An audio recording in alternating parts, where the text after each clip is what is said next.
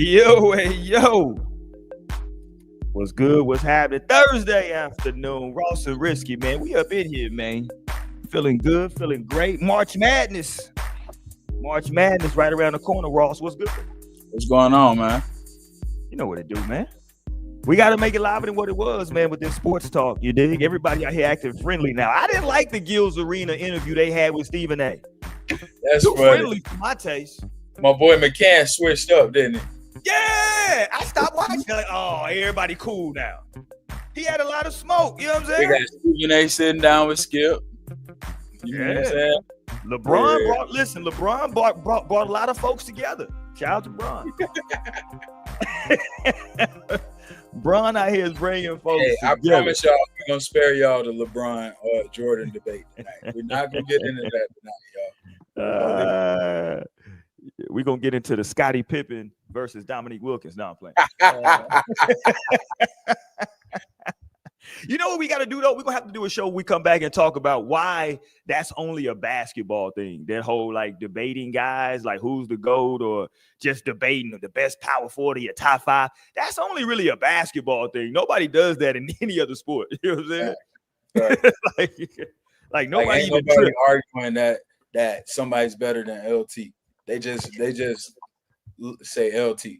Yeah, and just move on. Nobody even trip out about it. You know what I'm saying? Nobody like, nigga, you crazy. The only thing people might, depending on age, shit like that, is like top 3 receivers. You know, people might go back. Everybody's saying Jerry, though. Everybody's saying Jerry. It sounds good until you pull up Jerry Rice's numbers, and then you're like, oh, okay, let me tuck my chain in. Then they say Moss or T.O. second, whoever. Yeah, that's the conversation. The conversation is about them niggas, not Jerry. Leave Jerry out of all that. But yeah, that's really a basketball thing, though, you know. Let's get with the basketball then, man. I saw a lot of people. This was trending with the Knicks. We got to go here, man. We've talked about it kind of in passing on some other pods. It's a good time for y'all to hit the subscribe button and go and check out some of that other content if you haven't already, man.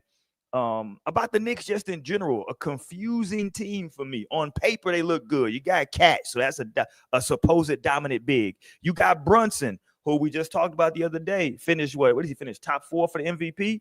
So you got a fringe MVP candidate who's a scorer, right? You got multiple long defenders on your squad, right? You got guys who can shoot, but nobody's picking the Knicks to do anything in the East, let alone forget the championship, just the East. I got people that say if they end up playing, I just saw today, they said if the Knicks somehow end up playing Milwaukee in the first or second round, they would take Milwaukee. Like, Jesus. Yeah. Fair to say, though. Yeah. You probably would, to be honest. Yeah. I'm not taking any team with Kyle Kuzma on it. I can't. See, this is what LeBron fans do. I'm going to leave y'all alone. And all of a sudden, Kuzma's just a public enemy. Hey, we turn on everybody quick, don't we? J.R. Smith, get his ass out of here. Win a chip with him, and now you try to say Scottie Pippen's better than Anthony Davis. Yeah, we get them all out of there. Booby Gibson, get him out of there. J.R. Smith, he ain't shit. Shumpert, go pay your child support, nigga. Get him out of here, shit.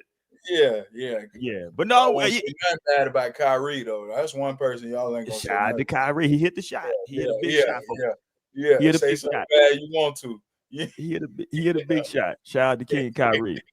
But no, man, it would be a good series though, because it would come down to, I don't even think Cat would guard Giannis.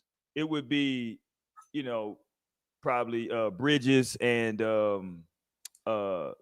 other dude, OG. Before we hate on them, we gotta give them a little love. Did you see that game winner Mikal Bridges hit? I did, but it came with controversy. That's the reason I wanted to talk about him today. Because this is the same Mikal Bridges that apparently the same day or the day before was talking about we playing too many minutes. Mm-hmm. But you know that when you sign up for a Thibodeau team. With Tibbs. Yeah, but that might have just been him exercising his right a little bit, like, all right, you know, let me throw this out here, Tibbs. You know, we got a microphone too. You know what I'm saying? Hey, you know. And look, my thing is, it was a heck of a get. First of all, who they play? The Blazers.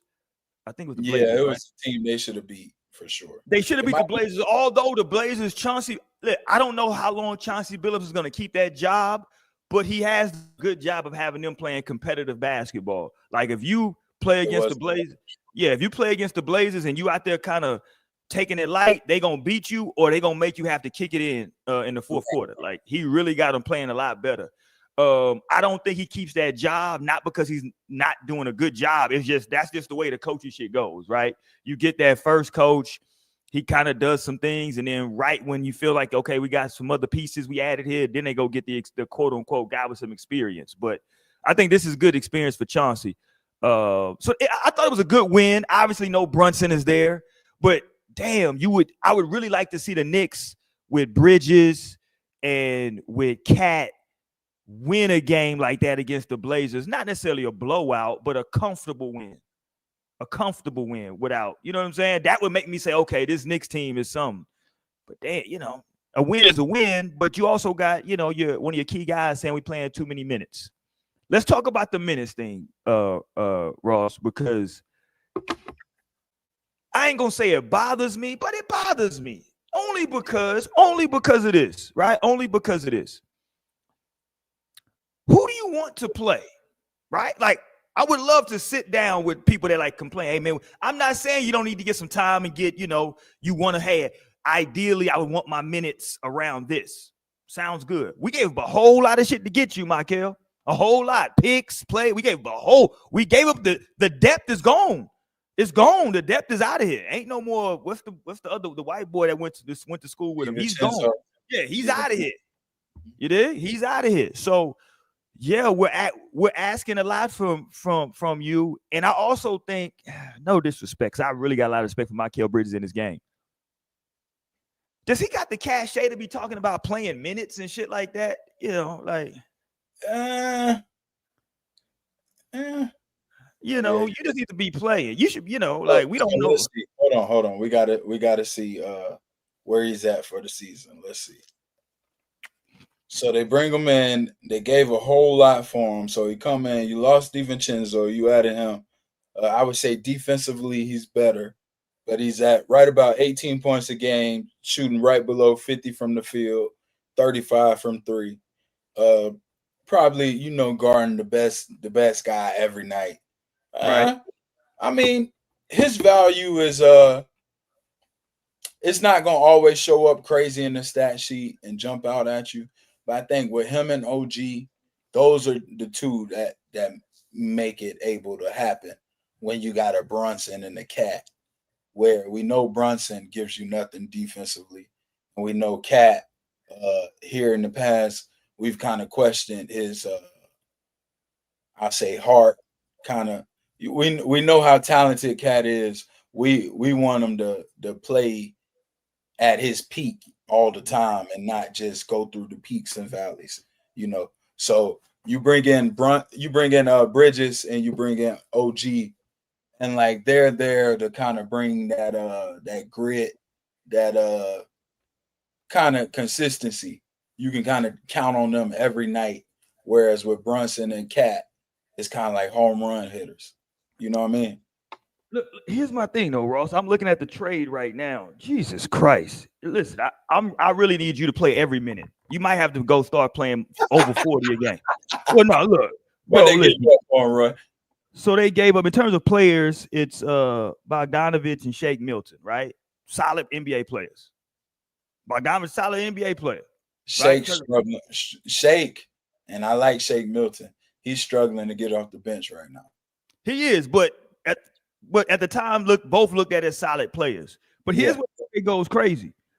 An unprotected first-round pick in 2025, unprotected in 2027, unprotected in 2029, unprotected in 2031, and an unprotected pick swap in 2028, and a top 4 protected 2025 first-round pick via the Bucks, and a second-round pick in 20. Motherfuckers gave like 92 picks for this nigga, bro. They gave up picks clear to 2031. And you talking about minutes, man? Go play.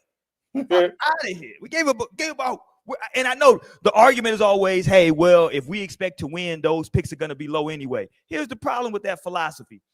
It's good front offices out there that show us that you can go and get great talent all the time at that point in the draft, right? guys got Brunson fell in the draft. You know what I'm saying? Like you can go and get guys later on in these first rounds. And look, Knicks, stop doing too much. Y'all ain't gonna be picking last. Y'all might be like right outside the lottery. You know what I'm saying? If you got a good front office, you can go and find talent right outside the lottery. But I mean, they got a first round pick in 2026. And really that's it, because they got a pick swap for 28. So they got no first round in 25, 27, 28, 29, 31. I mean, Jesus. For Bridges. Ross, that's for Bridges. I'm going to be honest. I just looked up the stats. So you got Bogdanovich, who they got rid of. He's over there averaging 15 on that Detroit team. That's much improved. So pretty much you got a better defender and you got about 3 more points for all them draft picks. Yeah. And you got the nerve to open your mouth talking about minutes. Nigga, you giving me 18 points a game. Really? So you need him if he was at 22, 23. Right. Then, okay, you took that step. Now we got a legit 1, 2, 3 who's interchangeable, because Brunson's going to be right around 25, 26. Cat's going to be right around 24, 25.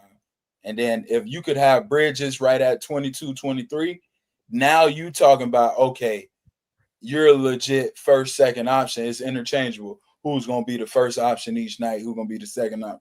But you at 18, you know what I'm saying? Well, he's finna become the new what's your man that was in Philly?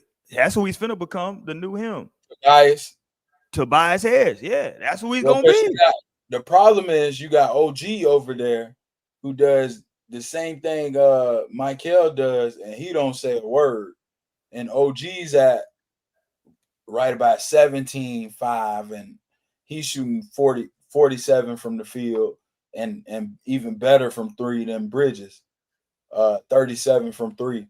So, you know, the problem is what Bridges gives you, there is value in what he gives you, but there's a lot of guys in the league right now that can give you that. If you just ask a guy to come in and shoot 35 from 3 and play decent defense and give you back 17 points, it's a lot of those in the league. Yeah, and I'm looking at the depth for the Knicks, and Bridges saying, okay, we playing too many minutes. And again, that's a Tibbs thing. You're gonna play, if you're a starter, you're gonna play heavy minutes for Tibbs. Sorry, that's just how Tibbs coaches, right? It might, if he ever wins a chip with it, then people might like the philosophy. As long as he never wins a chip, it's gonna get criticized. But that's how he coaches. With that being said, like, who do you want to come in? I mean, Tibbs finds some minutes for Precious. Pause. You know what I'm saying? I don't want nobody to think I'm going crazy. That's the damn man. That damn man name. He finds some. Yeah, he finds some minutes for Precious here and there. I think, you know what's crazy? I think some years ago, Landry Shamet, you know what I'm saying, was like a big help off of the bench for guys. I'm not sure if he just doesn't mesh with Tibbs' system, but Shamet has had some really good years in the NBA off the bench.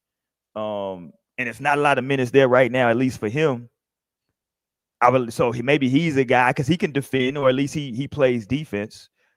So, but again, I'm just looking through. I don't know. Do you want Obi Toppin's brother in the game? I mean, who do you want in the game? Nah, see what they need the McBride kid to take a little step, and they need him and Campaign have got to shoot the ball extremely well. That way, when they come in, like if one of them could have the green light that Pritchard has, you see what I'm saying? Because Boston, they're not the deepest team, but the problem is when Pritchard come in, you slack on him if you want to. Next thing you know, that joker done got 15 and a quarter. You know what I'm saying? Right. That joker hit you for 3 in a row quick as soon as he come off the bench. So if the Knicks had something like that where you might not have the deepest bench, but the guys who come off are potent, you know, and there's no drop off. But the thing is with Campaign, like, see, he'll play well. He played pretty good against the Lakers, but then, you know, you can't count on him shooting the ball consistently.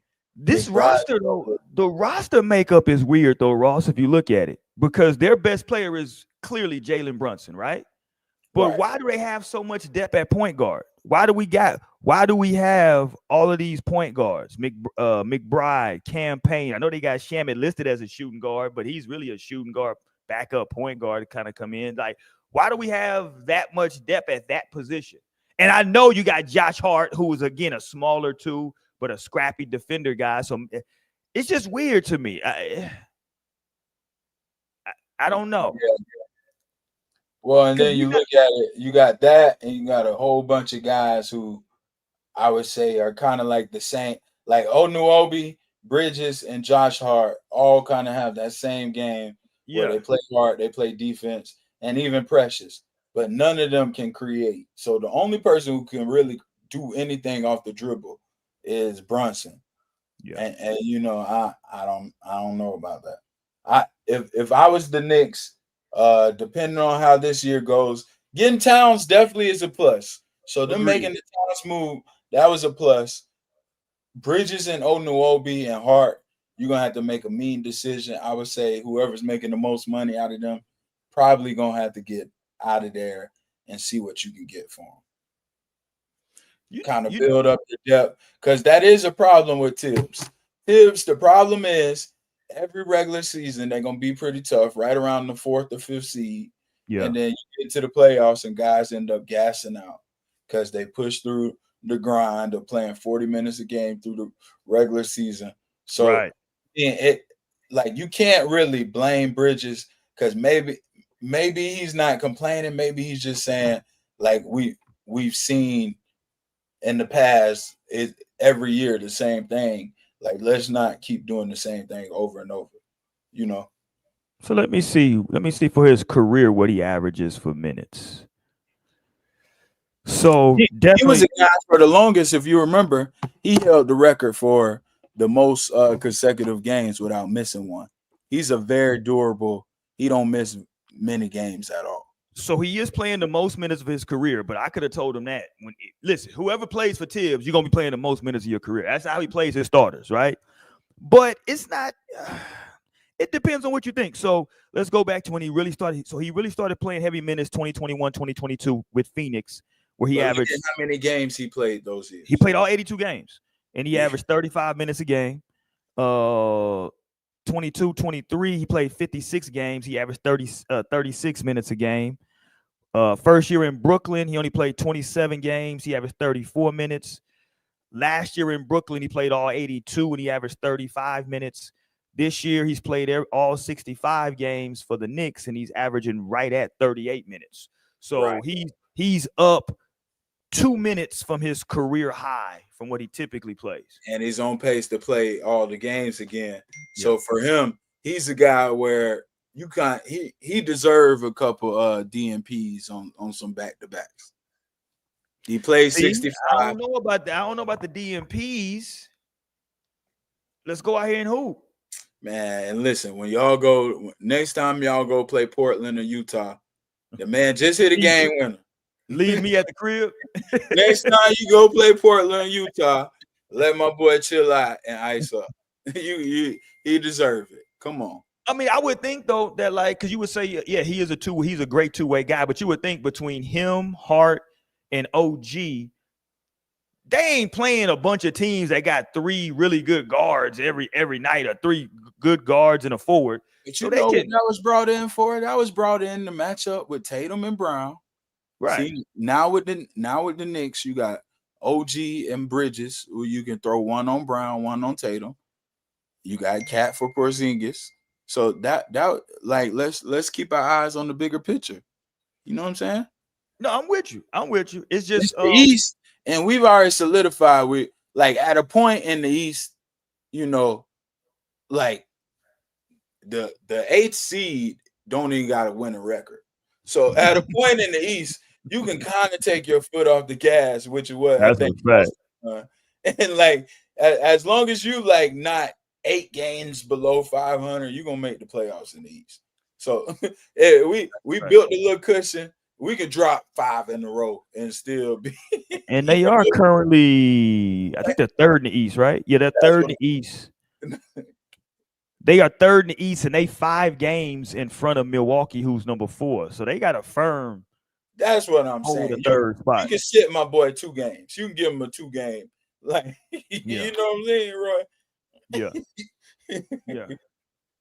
You know, maybe he got to shit. Maybe he got to come to the trainers and let them, and maybe he got to tell the trainers before the game, you know, hey, man, I fil like my back a little stiff, and let them say, hey, we got to keep. Tibbs run a cold program. Look, hey, Tibbs, boy, you going to get paid, but we going to get our money's worth. That boy Tibbs going to play. Tibbs said we gave him a lot of draft picks, dude. We got to, you know, we got to spin the block and make sure we good. That boy Tibbs don't play, boy. Nah, you're gonna play minutes. My issue though with the Knicks is first of all, nobody saw Cleveland coming. Pause. So to your point, they were building their team for Boston, but now if you got to play Cleveland, that team don't work. You know what I'm saying? That don't work for what Cleveland do, because they got 2 bigs. Well, so are you gonna start playing Robinson now? Well, I was gonna say he's been hurt, but I don't know if he'll be back playoffs. But if you have Robinson, Robinson and Jared Allen's a wash. I would give the edge to Allen, but not by much. Just rebounds. You know, he'll probably out rebound Robinson, but Jared Allen ain't really gonna score. Cat gonna have to put his big boy draws on to match up with Mobley, but also Mobley. We got to see him because last year in the playoffs, Mobley looked like a young player. So, you know, really the pressure is for Cleveland. I think the pressure is how much is Mobley matured and how much can he offer? Like if he can be what I think the best third option in the league, which he is, if he can be that all throughout the playoffs and average, you know, 20 and 12 throughout the playoffs and really kill, then I don't know if anybody can beat Cleveland. But if, you know, he had 2 games where he give you 12 points, you know what I mean? Right. So and he'll do it. He'll do it. I think it's on Mobley. I think it's on Mobley. Because I've seen him, like, he's too talented. It's only a hand, like, he's almost in that AD realm where he really got a bag offensively where it's only a handful of guys physically that can even match up with him. But let me ask you this though, like, right? Because here goes my thing with these teams. So if we talk about, let's say Cleveland, we know how they play. They're gonna play through their guards. They're gonna get it to the one big. You know what I'm saying? If he gets some step, but they're gonna play through Donovan. They're gonna play through. You know what I'm saying? That's how they're gonna play. We know with Boston, they're gonna play through Tatum. They're gonna play through Brown.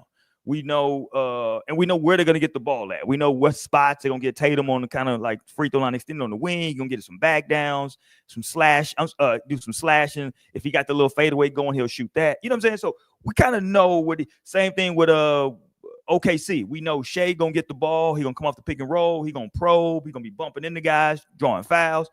We know like I have no clue what style the Knicks play. It's just like Brunson be out there just going. I don't know where the hell Cat's going to be at. Is he going to be in the paint? Is he going to be popping? I don't know. Like Bridges just be kind of out there hanging out at the 3-point line. Like they don't run anything for Bridges really. Yeah. Not when Brunson's there. They don't run nothing for him. Well, I mean, that play Tibbs ran the other night was for Bridges, which I think was pretty smart. But again, Brunson's not there. That's my point. Like when I wouldn't have ran the 3-point play for Bridges. Me myself, that I mean, hey, it looked good in hindsight, but yeah, you're right. They still trying to figure it out. I think one thing that's consistent is you know it's kind of built around Brunson getting to the middle. Them guys got to be ready to shoot, kind of on the perimeter, and then Cat's got to be just aggressive downhill. I think when Cat's aggressive downhill, that's whenever he's at his most dangerous. Because thing about Cat, you make your free throws. So all that 3-point shooting and you being the best shooting big ever and all that label that you're searching for, that'll come if you just be aggressive downhill. And now You know what I'm saying? Now when you trailing, that three's open and you killing. But you gotta set the tone by just being aggressive. So I think as long as Cat's aggressive, he like he's talented, bro. That's why I say, but like it's gonna be 2 question marks in the East. I think we know what we're gonna get out of Giannis. You know what you're gonna get. Philly, I don't count them. Orlando, I know we're just too young. Indiana, I don't believe on them. The 2 question marks for me in the East is Cat coming to the Knicks, how much of improvement and how dominating he can be, and then Mobley with Cleveland, if he can continue to play as good as he's been playing all year, and even take it another notch for the playoffs, like the greats do. Cleveland, like you can't. Cleveland to me probably has been the most impressive team all year. Yeah, because I don't think anybody saw this happening with Cleveland. Even if you thought Cleveland had a chance to be good. Well, for me, even they're them really good. Hunter, great move. Like you look at their depth, like they got what's my boy from Miami, the white boy, Strus. They got different little pieces where you've seen these guys in the playoffs. DeAndre Hunter, I love. You know what I'm saying? They got defenders coming off the bench, Coro and different guys over there. Like Cleveland's a legit 8-9 deep, and Garland and Mobley, like I said, either one, if they can consistently be the best third option, I think that's the question though. Who got 3 options? Is it going to be Knicks or is it going to be Cleveland to who can kind of challenge Boston? Because what we saw from Boston, we all got respect for Drew Holiday. Right. We literally saw Pritchard go for 40, Derek White go for 40. Whew. I saw Al Horford guarding LeBron the other night. You know what I'm saying? Yeah. I saw Al Horford guarding LeBron doing a pretty good job. Guarding LeBron, getting switched on Luka. You know what I'm saying? Doing a pretty good job. And we know what Al Horford give you in the playoff game. He still got a couple 20-point games. So you look at Boston, they got so many different guys that you can plug in. The other white boy came in making a bunch Hauser. I'm like, golly, So they got shooters. And the East is up to either the Knicks or Cleveland, who's ready to step in as that main contender. I think this is like a boxing analogy, like who gonna be the contender to the champ. Well, the contender last night, it was a big game in the NBA between the Boston Celtics and the OKC Thunder. A lot of people said a possible finals preview. Heck of a game, 118-112. OKC pulled it off. Shea went for 30, a little light 34, 7 assists, 5 rebounds. Chet Holmgren was back, and this is why I say I think he's going to be important for them as they move forward. Is what can Chet do? Obviously, Porzingis, you know what I'm saying? We got to see where he's going to be health-wise for Boston. He didn't play last night, but Chet went for 23, 15 boards on 8 for 14 shooting. Dort, quad night 13. But then the bench, going back to the depth, that's what I want to bring up. The bench, Williams off the bench with 10, Hardenstein with 11, Joe with 11. So that's 32 points off your bench between 3 guys. I love Joe, man. Joe's a big piece over there. Hardenstein, hey, the Knicks, that's a guy that they're gonna miss.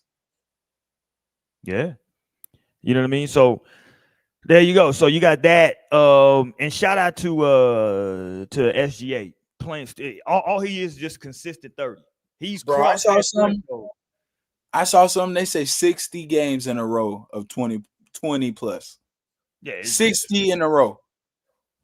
And like people who aren't watching him play, it is like he's scoring. So I know they complaining now. That's how I know he's a true superstar now, because they're complaining now about him getting to the free throw line. Yeah. I said, oh, okay. So now SGA's a superstar now.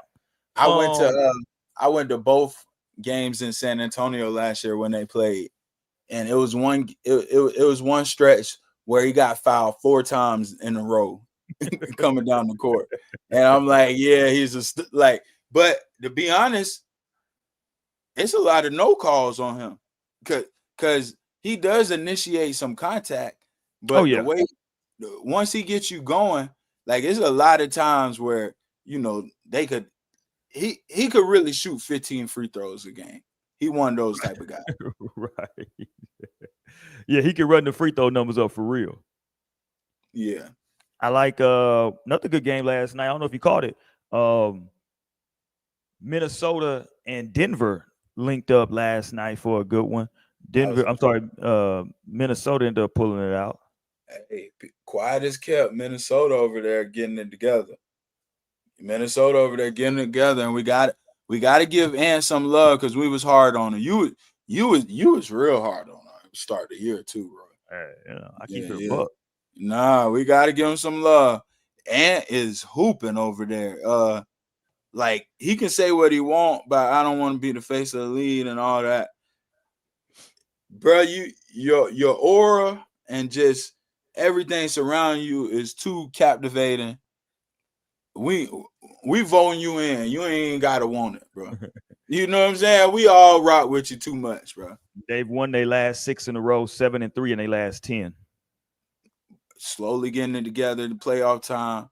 Like he and Ant's thing is, I don't think he'll ever be a guy to come out and average 32 or whatever, lead the league in scoring. But he always gonna be around 26, 27, and like it's the timely buckets with him. It's the back-breaking buckets. You know what I'm saying? Yeah. No, I mean, listen, he is here go fuck it. I'm gonna go here. Here goes the problem, Ross. I tried to throw that out there and get you. Here's the problem. Yeah, come on. Here's the problem. See, come on. I don't like this whole thing where he's playing well now when we've pretty much written the team off. We've written him off as a contender this year, and now he wants to play well. So you think Minnesota's a contender in the West? They can be. No, they're not. They're not better. They're not better. The West is not wide open. The West is maybe 3 teams that can win the West. OKC, Denver, and whether or not you like the Lakers or Golden State. Those are the only teams that can win the West, in my opinion. I think OKC can get got. I think Denver has got to be like the so far with the most confidence. I think going in the playoff, Denver. I think Golden State is probably the scariest team. I agree. And behind them, I would say the Timberwolves. The Timberwolves are currently in the play-in after a 6-game win streak. But after last year, what we saw in the playoffs, they can guard, bro. You say what you want. They can guard. Okay. I'm just saying that. Defensively, they still we discount Rudy. It's only a couple guys who can really.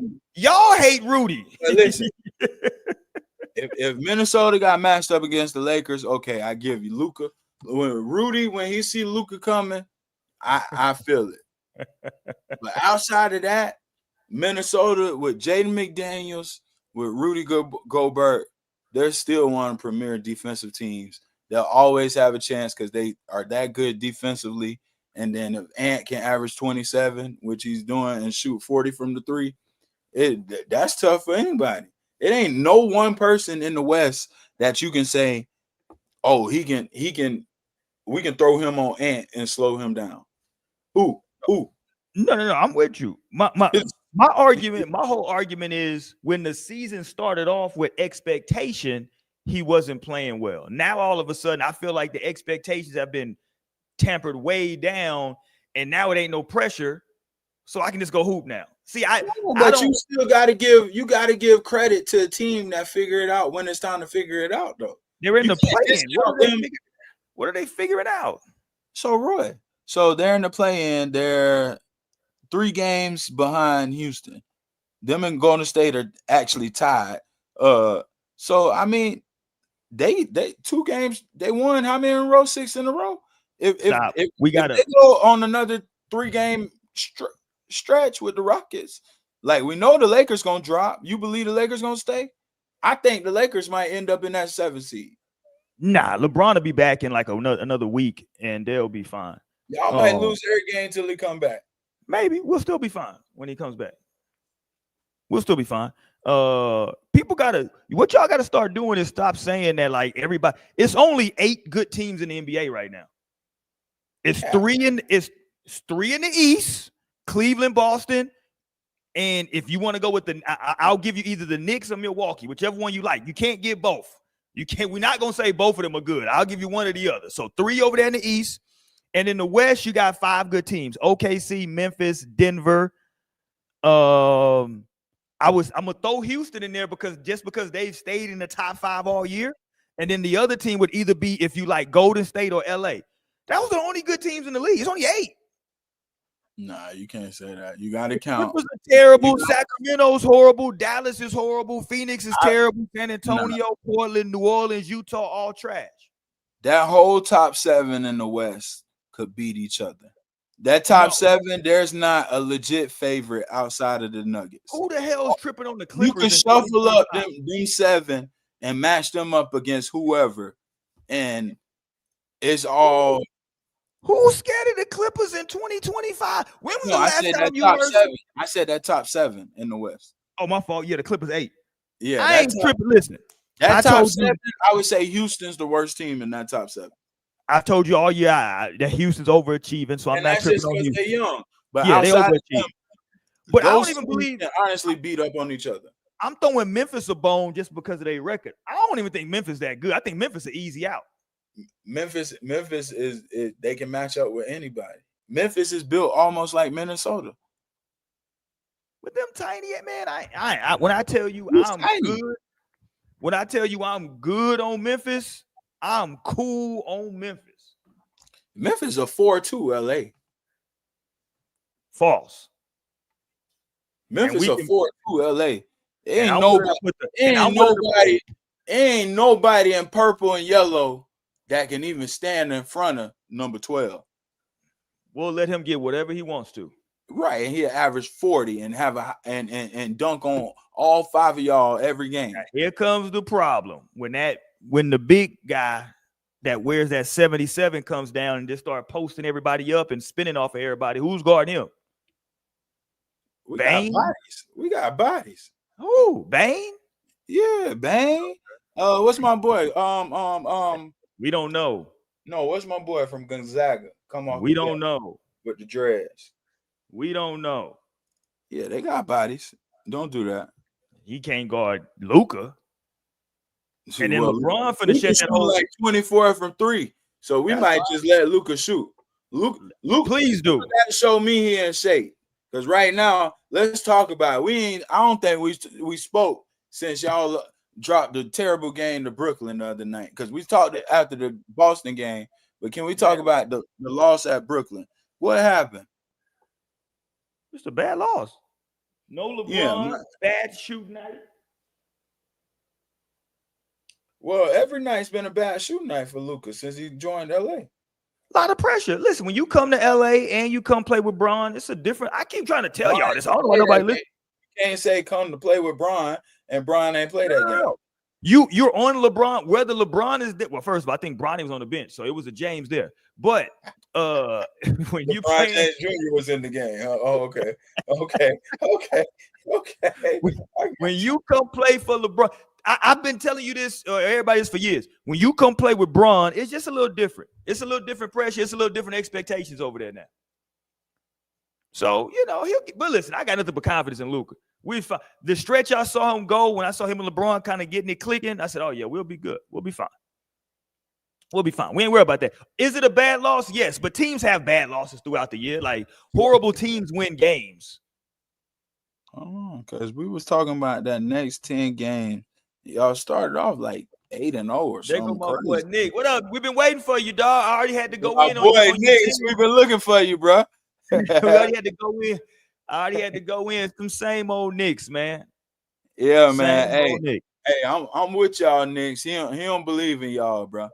Nah, it's the same old Knicks for me, man. Y'all can go. How you can trust the Lakers and not trust the Knicks? Same thing to me. Because I'm an old dude. I've been watching these same old Knicks for a long time. This is the same shit I saw with Allen Houston and Latrell Sprewell, Marcus Camby and shit. Same old Knicks. Okay, y'all. Yeah, and shout out New York because Brooklyn just beat them up too, Knicks. I don't know if you was in here for that. Shout out to Brooklyn. They just got beat down up there in New York and the BK. Shout out to BK. Shout out to the Knicks. Yeah, listen, we're probably gonna lose. Homies. Look, let me put it. We probably gonna lose tonight. We got Milwaukee tonight. We probably gonna lose tonight. Okay, so yeah, I was just about to get back because we did talk about y'all's little stretch that y'all was going on. We got Milwaukee, Denver. Yeah. Those are probably back-to-back losses. We'll get 2 wins with Phoenix and San Antonio. 2 awful. Then you got Denver and Milwaukee again. Yeah, so we'll win one of those at that point. We'll split. So you go 3-3 over your next 6? Yeah, we'll be all right. Okay, then you got Chicago, Orlando, Indiana. Oh, come on with these dubs. 4 in a row. Yeah, then we'll beat Memphis because LeBron will be back by that time. We'll beat Memphis. We'll beat Houston. We'll beat Golden State to let y'all know they pretenders. And then we'll play OKC back-to-back. We'll lose probably both of those. But we'll be all right. Okay. See, I'm realistic. I give you the real. So you looking at 500 for the rest of the year?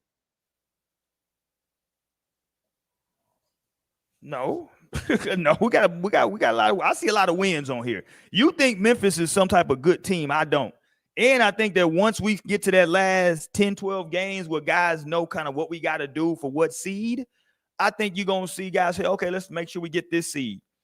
What seed y'all want? I think y'all trying to run from Denver like y'all always do. I think y'all gonna run from Denver like always.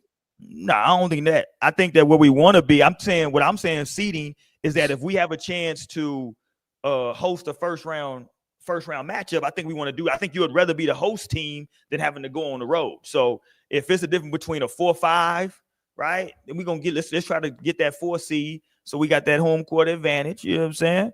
The whole James gang's at the crib. Yeah. Yeah. He said, he told him how great the Lakers are. Hey, listen, y'all on y'all Charles Barkley. Y'all on y'all. I ain't even no Lakers fan. Now I am I'm no man's fan. I just acknowledge that LeBron James is the greatest player of all time. So I acknowledge that. But again, I don't think Memphis or Houston are that good, and I think both of them are easy outs in the playoffs. I really do. No disrespect to either one. I think they both are easy outs. I don't see anybody over there in Memphis that I think that Ja got to do a lot the next 2 seasons for me. Because Ja, I remember about 2 years ago, it used to be kind of like almost a fear factor with Ja. Like, damn, here comes Ja. I don't think people tripping on Ja like that. Slowly, but they're number 2 in the West. But that's because I think they're number 2 because they got a really good young team that really plays well together. Like they're gonna get a lot of wins because they just play well. They got shooters. They do stuff right. That goes a long way. They're literally the anti-Phoenix Suns. They do everything the opposite of Phoenix. Phoenix is one of the dumbest squads I've ever seen in my life. I watched a whole Phoenix Sun game 2 days ago or 3 days ago. One of the worst games I've ever seen in my life. That shit looked like I told you, Booker. I told you. It looked like a bad YMCA pickup game where you got like 3 old heads on the team and they ain't fucking with nobody else. It does. Like they don't even like each other. You know what I'm saying? But you say what you want, okay? So you look at Memphis. You got Ja, who's down but winning. Right. Ja's right at 22. Jaren's right at 23. You got Bane right at 19. You got Aldama and Wells 13, 11. You got Kennard, who's percentage-wise been the best three-point shooter in the league, right at 10. Edie at 9. Pippen Jr. at 9. Marcus Smart 9. Brendan Clark, who I was trying to remember earlier, 8. G.G. Jackson 8. Vincent Williams, a premier defender at 7. So they're just deep. Obviously, that lineup will decrease, and I was just gonna say, 7-man rotation. Right. But if you look at it, they got somebody for everybody, though. That's why I like them. They like depending on whether it's Luka, whether it's a big, whether it's you like. If it's a big, we can throw Jaren and Edie at you. If it's So a small, who's guarding LeBron?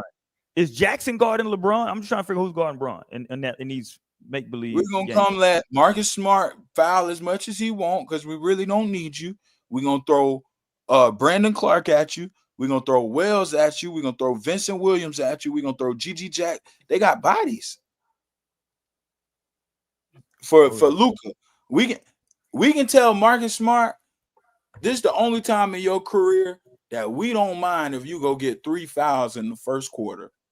You know why? Because we really don't need you to play. So just go out there and be aggressive. You get what I'm saying? Like, I'm that type of coach.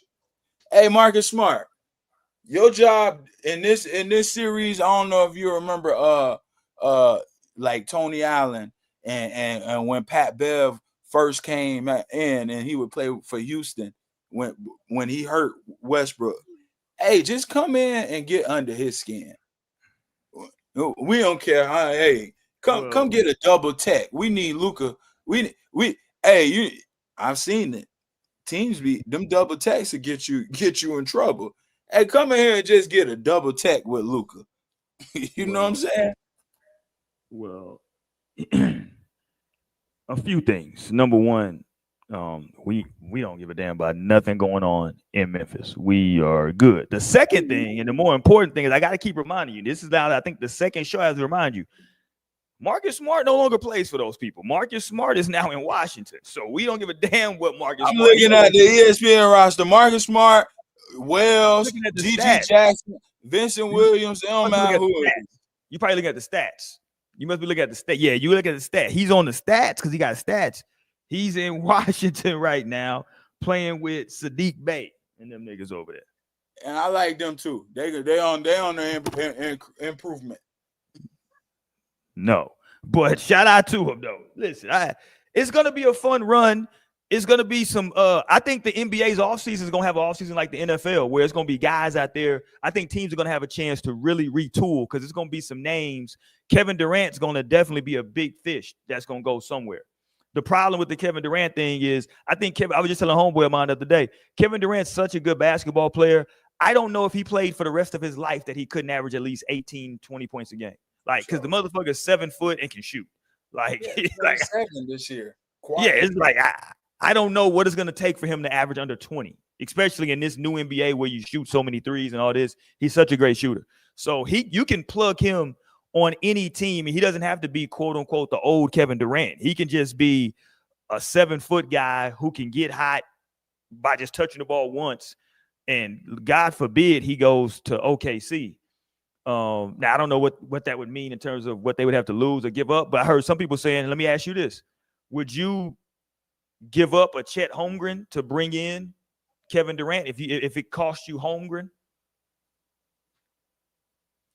Yeah. I think that's it. My first thought is yes, but damn, that's for me. The more I think about it, it's a tough call. Just because I know with Holmgren, I got 10 more years with him. But you got Hardenstein. Now you put KD. Now you got KD. He can give you 3 years, but what he brings to that team, now he really put them over. Whereas Holmgren, you kind of know what you're going to get. Even though Holmgren, he hasn't reached his ceiling yet. Of course, like, I think Holmgren still has a lot of improvement. Yeah, that's what I think. Because you know me, I got this thought that I think moving forward, because of all these young kids coming into the league, that in the league, I think every team is going to need that one. When I say that one, they're going to need that.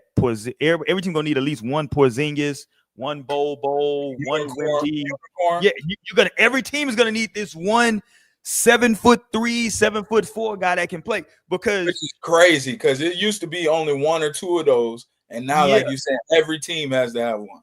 Yeah, I think every team's going to need one because, you know, if you got to play, if they get it together in San Antonio, like, who the fuck guards Wemby now? Like, this motherfucker's 7'5". Like, if Porzingis, whenever he's healthy, like, we saw it in the finals for those games that he was healthy, it was a fucking problem he was out there because you got Tatum and Brown plus this motherfucker. Because not only can he shoot the 3, but just by default, he's that tall. So he was blocking shots. He was blocking dunks. You know what I'm saying? Like, Chet Holmgren is a problem defensively. If Bol, like, it's funny because people talking about Bol now. Hell, I've been picking up Bol on 2K for the last since he's been in the league. I always put on my squad when I'm picking up teams. You know what I'm saying? Like, why would I not get that guy? You know what I'm saying? So, I think teams are gonna start needing that moving forward. And it could be a situation where they give up Holmgren, win a chip just to say we finally won that chip here in OKC. But could that be them? Detroit pistoning themselves with the Carmelo Anthony thing. Not saying that Holmgren is Carmelo, but Detroit sacrificed winning one chip, right? Versus if they pick up Carmelo, you might have a run with for a long, but shit, they had another 10-year run with Melo. Right. And they only ended up winning one chip. It's like, okay. I might get Milicic instead of Melo. Yeah, they went and got Darko on some, as if people like, oh man, but they had Tayshaun Prince. Yeah, nigga, they also had Rasheed Wallace and Ben Wallace. They don't need no fucking big. Like, don't talk to me about no big, nigga. And make it work, nigga. Yeah, they got Tayshaun. This guy just won the NCAA tournament as a freshman. Make it work, right? We saw what he just did. I want to go here too before we get up out of here. We got a little bit of time. Speaking of NCAA, Cooper Flagg went down. I'm not sure how serious the injury is, but it's serious enough to where people are saying that it might be it for Duke. It might be curtains for him. So they got the update. So initially he came back in the wheelchair, and then they came and they said he was able to actually stand and be on his feet. But it's questionable because Duke did come back and win, but it's questionable if the coach kind of shot down even the concern, like it's not about if he can play the next game. We got something bigger in mind. So for the ACC tournament for sure, that Duke's chances have kind of slimmed. But now you question going into the NCAA tournament. Yeah, how long and what this really means going into the tournament. And it's crazy because I was in a little banter with the homies, and we big SEC guys. And we got like 13 SEC teams this year who are like tournament qualified. Like this is probably the best year for the SEC ever basketball wise. But we was joking, Duke still being number one, and then literally Cooper Flagg went down. And unfortunately, like if you see the way it happened, he landed on the back of a guy's foot and rolled it real bad. It was nasty. And I love Cooper Flagg. I know you're a hater.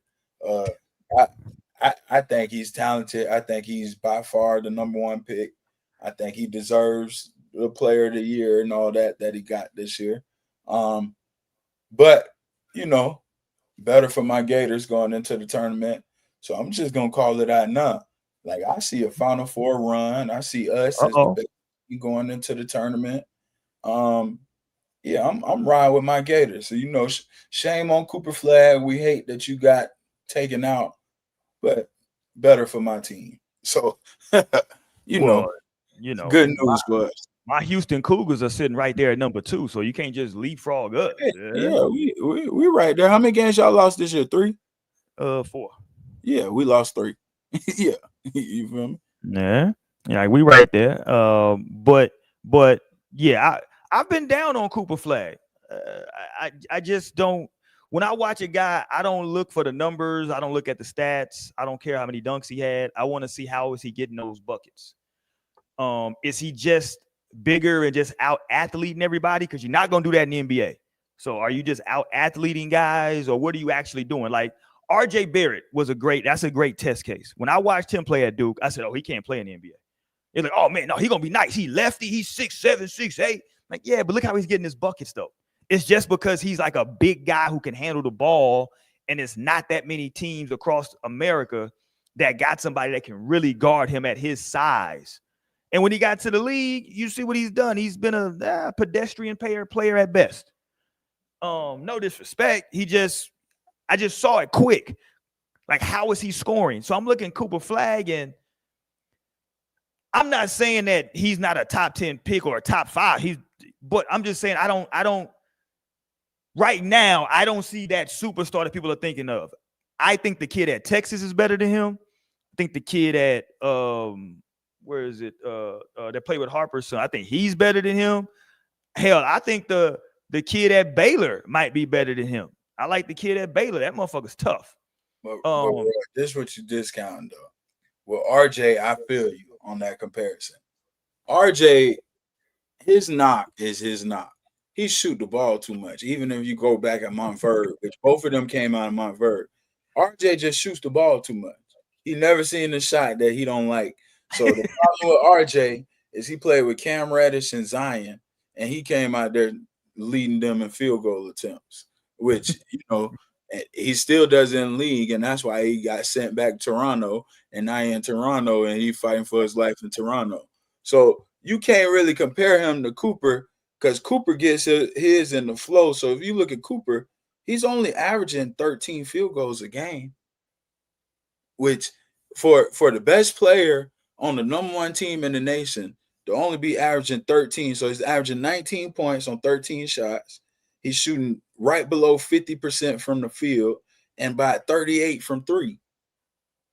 At 6'9", while giving you a block and a half and a steal and a half, which I think that's his best, is he's going to be an elite defender, but I see him kind of like as a more athletic, better Gordon Hayward. I see him kind of like Gordon Hayward. I'm so disappointed. You clearly didn't watch Gordon Hayward at Arizona. He was unbelievable. Oh, he wasn't at Arizona. He was at Butler. At where? Butler. Gordon Hayward. Oh, my fault. I thought he was talking about white boy. Okay, my fault. Okay. Yeah. He's definitely, well, it don't take much to be more athletic than him. It don't take too much to be more. That motherfucker wasn't athletic at all. Even before he fucked up. Gordon Hayward was, when he first got to Utah, he wasn't the greatest shooter. He wasn't the most athletic. He was just knew how to play good basketball. I think Cooper is smart like that, but I'm saying he has the athleticism. He has the 6'9", and then where we see now in the new NBA, like effort is a skill set now, and that's what Cooper has. So like even though RJ plays hard, RJ don't have the basketball IQ. Cooper has the mix between all of them, where I might not be great at one thing, but I'm pretty good at all. Like Scotty Barnes, prime example. He's Scotty Barnes, but a little bit more athletic. Okay, I'm gonna give you the comp. I'm trying to get his name. I got his face. Pause. Hold on. I know he about to be disrespectful. I'm gonna give you a comp. This is his bag right here. This is what he did in his bag right here, y'all. I'm gonna give you a comp. I think this is a solid comp. This is a solid comp for him. You got to say the ninth man on somebody's bench. Watch. He don't even play no more. Even better, right? He don't even play no more. I'm trying to get his name. I don't know why. God damn it, dog. He one of your boys too. You gonna know him. He's one of your peoples. Because he went to Florida. You disrespect one of my Gators. You want Chandler Parsons. He don't shoot the ball as good as you're crazy. Chandler Parsons. You're not finna disrespect Chandler Parsons. Anybody from Florida right now know Chandler Parsons is cold.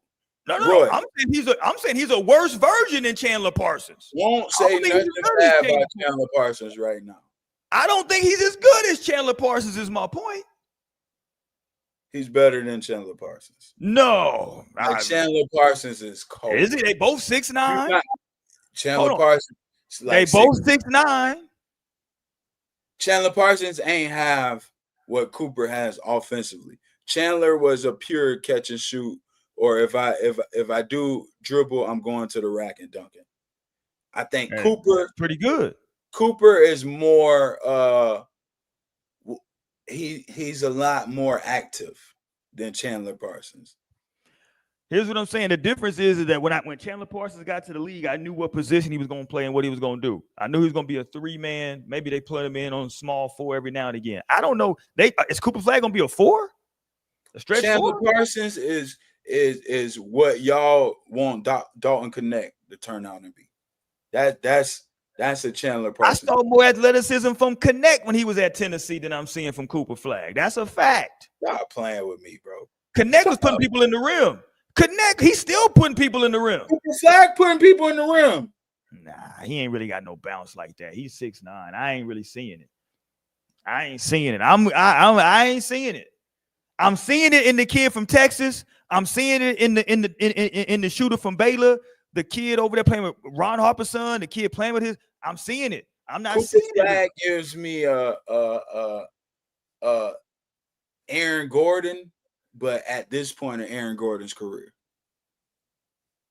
Yeah, like I think the role that Aaron Gordon plays for Denver, I feel like Cooper Flagg can play that next year in the league. Okay, well that's valuable. And that's valuable. The problem is, that's his name. What's the kid name? Ace Bailey. Yeah. See, people say they take Harper over Bailey. I actually like Bailey better. Than, you can't say Bailey because Bailey, that's not gonna transfer, Roy. Bailey's shooting whatever he wants. Bailey is more of that. When he gets to the league, he gonna realize you can't just shoot all them shots that you shooting at Rutgers right now, which is why he's at Rutgers. If you go to Washington or Charlotte or one of these trash ass teams, you shoot all the shots you want. Who cares? But that's why he's at Rutgers. So Ace Bailey's shooting worse from 3 than Cooper Flagg. He's shooting worse from the field than Cooper Flagg, and he's shooting 2 more shots than Cooper Flagg. Yeah, but Cooper Flagg averages less steals, less blocks, less rebounds, and less assists. And if you watch Cooper Flagg's game again, you can't just look at the stats. What I'm saying, you got to watch the game. Cooper Flagg is doing everything. I'm seeing this kid, the shots he's taking. No, the shots he's taking and making are different. He's not just, his game isn't just, I'm bigger than you, I'm just going to go here, just bully my way to the goal. No, he's hitting you with work, inside, outside, bop, let me get a space. Easy money Bates all over again. Okay. I mean, Monty Bates wasn't bad. And that gets you to the G League because you can't shoot them shots. Because you're going to have to play some defense. You're going to have to play hard when you're not getting those shot attempts. When you're not shooting the ball 16 times a game, you're going to have to still go out there and play hard. He's Cam Reddish for the Lakers, which why Cam Reddish can't help y'all. So I'm looking at a mock draft right now, and the 4 guys that I named are all in the top 5. Obviously, they still got Cooper Flagg going number 1, but they got Harper, Ace Bailey, the kid from Texas, and the kid from Baylor. Harper. I love Harper. Harper might be rookie of the year. I love Harper, but they got the kid from Texas and the kid from Baylor also in the top 5. I think all of those guys are better than Cooper Cooper from Flagg. Baylor, VJ Edgecombe that you talking about? Yeah, beast, man child. Let me see what they gave the comp, the NBA comp they gave for. See, they tripping. See, for the NBA comp for Cooper Flagg, they said Franz Wagner or Jalen Johnson. Come on now. They smoking drugs. Come on now. That's drugs. You can have those guys because they said Harper is either De'Aaron Fox or Jalen Brunson, so that's way better. They said Ace Bailey is Michael Porter Jr., Brandon Miller. That's pretty good.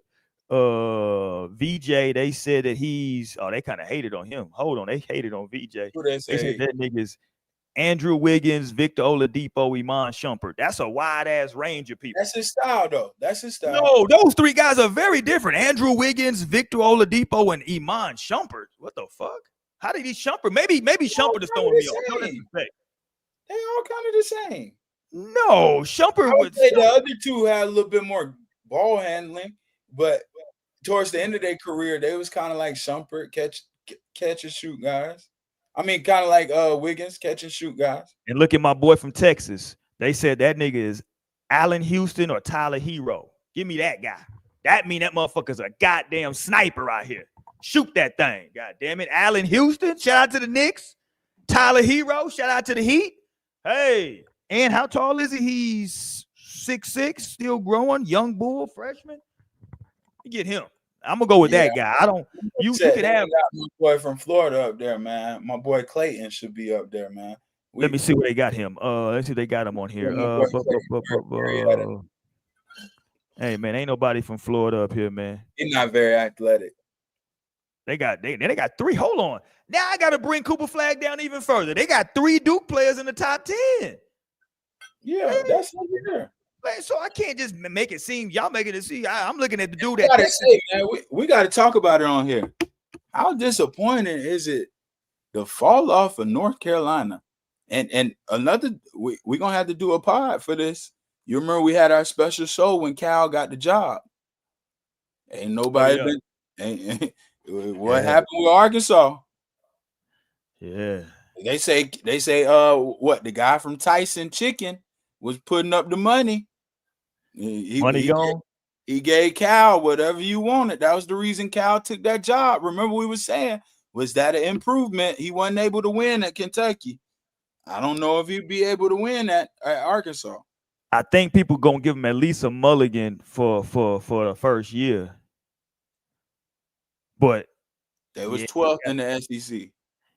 Yeah, he gotta turn it around. Like they was 12th this year, low key, to make it worth everything that they doing. He definitely got to finish top 2 in the SEC next year. He might have to win that bitch. I ain't gonna hold you. And Kentucky did take a step back, but Kentucky was 21-10, Arkansas 20-13. So not that much better, but Kentucky ended up 7th in the SEC. So 12th and 7th, that's a little distance, even though your overall record wasn't like that. So Arkansas was 4-6 on the road, so they couldn't win on the road. Here's what I'm gonna say, because we do got to have a pod about it. I'm ready to go here with Calipari. If he doesn't have a major turnaround next year, it's about that time to say that if I was an NBA team, I would bring either him or his staff in for like talent scouting, because they definitely, every player that he produces is really good. Now, if Calipari could do the job, what's the guy that does the mock draft for college basketball every year? What's the Jay Billis? Jay Billis. Yeah. Calipari could take Jay Billis' job, and we all go with him because he's proven. Yeah. When Calipari stamp a guy, he stamp a guy. Yeah, Calipari knows the talent. But I think that I'm ready to say if he don't do something dramatic next year, that like the game might have passed him by in terms of the college, coaching at the college level. It's just we don't realize it, but he used to be the young popping coach. You know what I'm saying? Now he's just the elder statesman, you know what I'm saying, of coaching. He's one of those older guys in coaching now. And it just may be over for him. You know what I'm saying? I think it's over. I think if you're not one of these younger, like the coach in UCLA, like he's done. Like you got to be like a Hurley over there at UConn. You got to be now. And look, hold on, let me go to Knicks, because look, he defend. I know he played for the Knicks for a little minute. And there was no bigger fan than me of Iman coming out of college. I think he went to Georgia Tech. Yeah, he went to Georgia Tech. Sure. In the first couple years in the Knicks, he was playing like the 1 and the 2. He was playing mostly point guard. Point guard, yeah. Yeah, and I was like, this motherfucker's like 6'5" with bounce. He had the flat top. Man, he was a monster. He did get injured. You know what I'm saying? He definitely got injured. But I was just saying, when they were saying the comp, like his NBA career didn't really mirror what he was doing in college, because he did get hurt pretty early and just became more of like a defender, tough nose. He never even got the opportunities to really do what Wiggins or Victor Oladipo. And listen, that's somebody that people got that definitely sleep on. Oladipo, before he just got too many injuries. Oladipo in Orlando with y'all over there was really balling. In Indiana was balling. When he was in college, he was balling. Like Oladipo was a bad motherfucker, bro. Just injuries. It's just injuries with him. And Wiggins gets a bad rap, but for his career, Wiggins up until like recently was a walking 20 points a game. Whatever you want to do with that, Ross. He's a walking 20 a night. That's what he was. Wiggins can close his eyes, go give you 18 right now. That's a fact, bro. All right, man, let's get up out of here, man. I got a damn bug in here that I got to kill in this damn room for he drive me goddamn crazy. We got draft coverage coming up, though. Got to talk about the NFL draft. Still over a month away. I heard Cam Newton say something that I agree with, though. He said that like the draft is so locked in already. He was like, this is one of the first drafts in a while that he remembered to where like He said he feel like teams pretty much can draft right now if they wanted to. He said the only thing that, in his opinion, the only thing that'll change for drafting is if like a trade happens or, you know what I'm saying, like somebody signs somebody. But he was like, at this point, this is one of these drafts where guys are pretty much locked in because it's been so much movement in free agency. I think guys went out and filled these rosters with free agents with like the big names. So I think because we saw a lot of quarterbacks move. I was gonna say a lot of teams we thought was gonna be in the market for quarterbacks when it got one in free agency. Yeah. Now, to be fair, that doesn't mean that they still might not draft a guy. Hell, we saw Atlanta go drop a bag and still draft a guy. You know what I'm saying? So they may still take a guy because, like, I don't think anybody got a quarterback that's just a dog that you know what I'm saying? He could be a placeholder, some of these guys. Well, like the Jets getting Justin Fields, Geno to the Raiders. It was a couple moves where you like, okay, we're hearing Aaron Rodgers to Pittsburgh. You know, it's a couple moves. Did anybody pick up Kirk Cousins? Shit, the Falcons, nigga. Shit. Wow. Nah, I think he's. Oh yeah, he is on contract. What you mean, no, nigga? He signed that big ass deal. They gotta cut that nigga. Move on from him. But yeah, it's a couple teams where you like, okay, they made a move. But so yeah, I think as of now, like to what Cam Newton was saying, the teams that's left, like it's evident if you're looking towards the draft or if you was aggressive. Like, right. That was looking to be aggressive, they was aggressive. Like, super. This was the free agency where you saw majority of the stuff happening day one. You know, now it was so much happening day one. Now we pretty much know who's waiting for the draft. I think it helped a lot of these scouts, a lot of these players, for guys to say, okay, they picked up this guy in free agency, so that means here's your options now, right? Versus, like you say, typically they kind of wait. They'll draft first, and then if guys didn't get somebody in draft, now they may go out and overpay for a guy in free agency. This year, guys jumped straight on the free agency shit. They jumped straight into free agency and said, fuck it, we finna go in and make a splash. People upset because the Cowboys did nothing, but, you know, nothing. Goddamn Cowboys. I'm looking, though, Travis Hunter to the Browns at number 2. I'm trying to see. I'm looking for one name. They still got this mock draft. Still got Shador going to the Raiders at 4.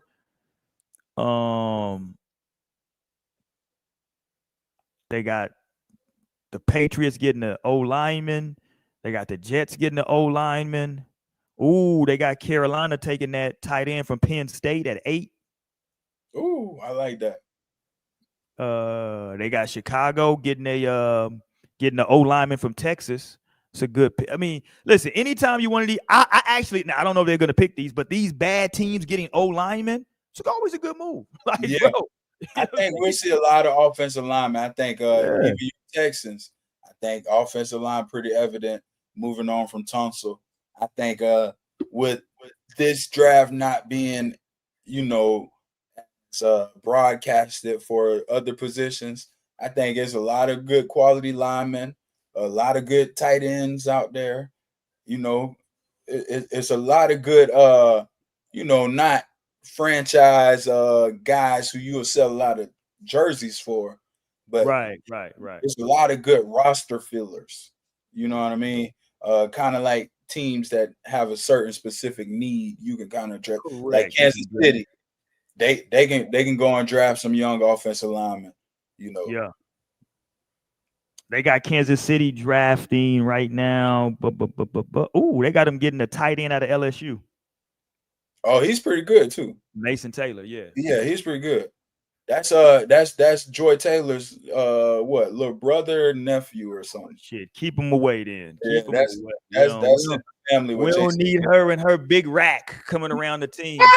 Because I know what I'm gonna do. Because I know what he said. Because I know what I'm capable of. And that sun-kissed pecan. We don't need that shit around the facility, man. Come on, dude.